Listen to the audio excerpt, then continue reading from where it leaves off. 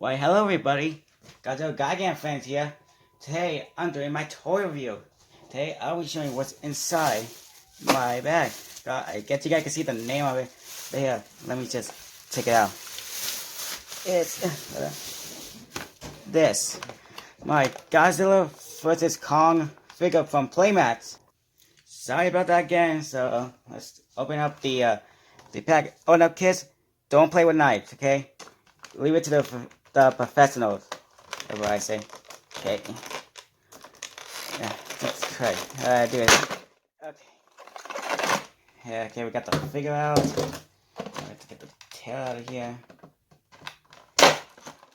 God damn, I just stabbed the shit out.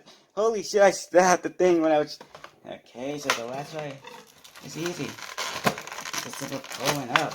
And that's it. Okay, let's get the last one. Yeah. There we go. Okay. So I got the figures. Okay, we'll just attach the tail. There you go. I attach the tail. Now let me put the damage marks that actually come with. That's actually pretty cool.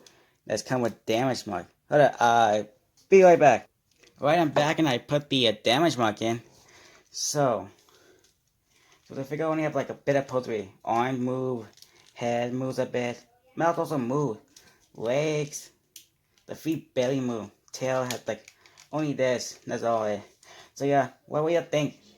It's from Playmats. Playmats does like cheap, like easy things, figures. Okay, we see. Where do I put the Godzilla figure?